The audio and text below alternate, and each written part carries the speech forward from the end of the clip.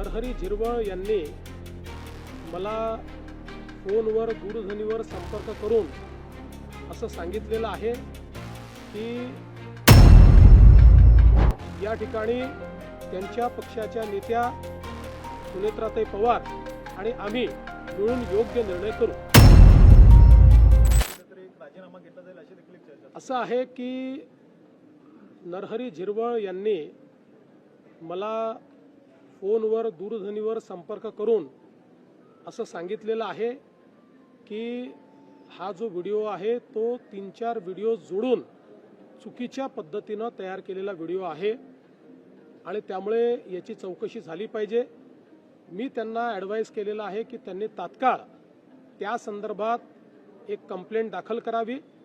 या व्हिडिओची शहानिशा ही करण्यात येईल आणि एकूणच जी काही इमर्जिंग परिस्थिती आहे त्या परिस्थितीवर त्याची सत्यता काय आहे ती पडताळून या ठिकाणी त्यांच्या पक्षाच्या नेत्या सुनेत्राताई पवार आणि आम्ही मिळून योग्य निर्णय करू।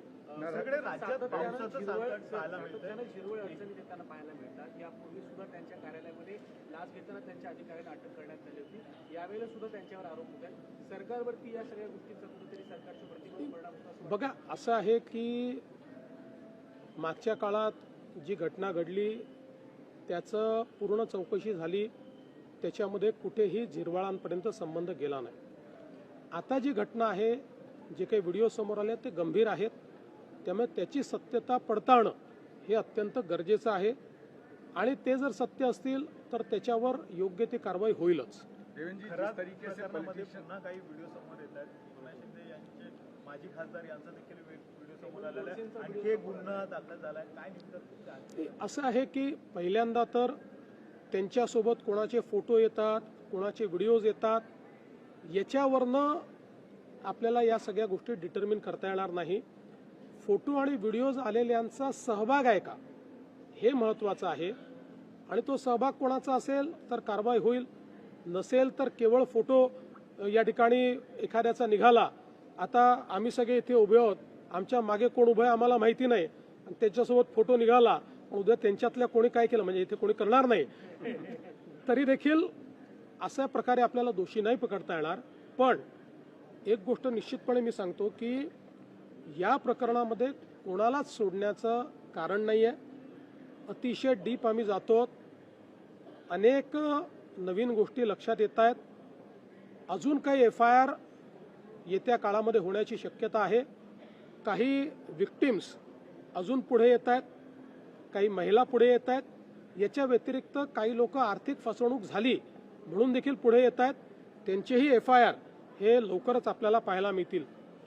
पण या निमित्ताने एक अजून गोष्ट मी सांगतो की या प्रकरणामध्ये ज्या दुर्दैवी महिला विक्टिम आहेत त्यांचे व्हिडिओ हे काही लोकांनी सोशल मीडिया साईटवर अपलोड केले आहेत। ते आम्ही आता त्या ठिकाणी सोशल मीडिया साईटवरनं हटवले आहेत, पण ज्या ज्या लोकांनी अशा प्रकारचे व्हिडिओ सोशल मीडिया साईटवर अपलोड केले असतील त्यांच्यावर फौजदारी कारवाई केली जाईल।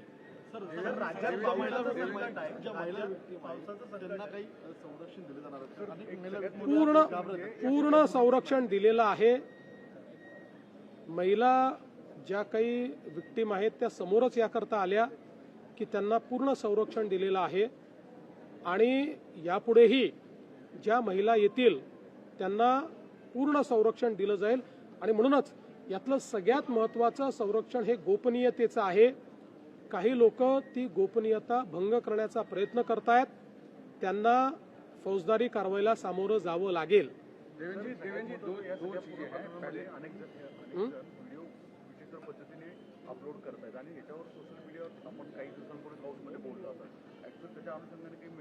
नाही, निश्चित कारवाई ही केली जाईल आणि केवळ तेच नाही तर त्याच्यावर जे लोक कमेंट करतायत त्यांनी लक्षात घेतलं पाहिजे की ते त्याचा पार्ट होत आहेत। जर कोणी फॉरवर्ड केलाय तर ते त्याचा पार्ट होत आहेत।